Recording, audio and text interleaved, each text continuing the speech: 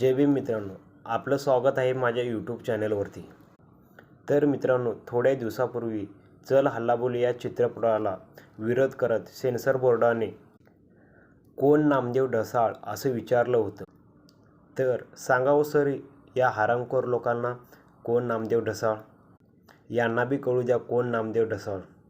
की ज्या माणसाचे आदर्श डॉक्टर बाबासाहेब आंबेडकर आहे, ज्या माणसाने स्वतःचे आदर्श गौतम बुद्धांना मानले, ज्या माणसाने शोषितांचे, दलितांचे, वंचितांचे जे काय अन्याय अत्याचार त्यांच्यावर झाले ते आपल्या लेखणीतून, ते आपल्या कवितेतून जगासमोर आणण्याचा प्रयत्न केला, त्या माणसाला तुम्ही म्हणत असाल तुम्ही कोण?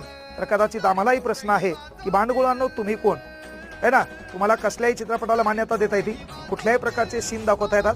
सध्या भारताची संस्कृती मातीत घालण्याचं काम भिकार चोटानं तुम्ही केलं आणि या काळात तुम्हाला नामदेव ढसाळ कोण हा प्रश्न पडत असेल तर मग ज्या माणसाला महाराष्ट्र राज्य पुरस्कार बोलपिठा या काव्यसंग्रहाला 1973 मध्ये देण्यात आलाय, CVL आणि नेहरू पुरस्कार मिळालाय, महाराष्ट्र राज्य कवी केशवसूत पुरस्कार मिळालाय, मग थोडी लाज वाटू द्या. ज्या माणसाच्या नावावर 23 पुरस्कार आहे त्यांच्याबद्दल तुम्हाला कसं विचारता येईल की तो कोण?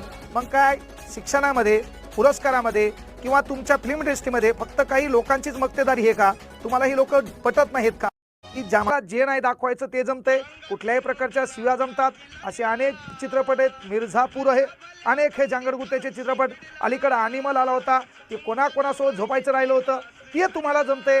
पण त्या ठिकाणी खऱ्या अर्थानं एखाद्या शोषितांच्या, पीडितांच्या, दलितांच्या आहे ना होणाऱ्या अन्यायाला वाचा फोडणारा एखादा कवी असेल, त्यानं ते लिखाण मुद्दाम इतरांचा आत्मा मेलेला जागा व्हावा यासाठी लिहिलं असेल तर कदाचित तुम्हाला या काळात तो पॅन्थर टोचणार आहे, या काळात तो पॅन्थर तुम्हाला बोचणार आहे.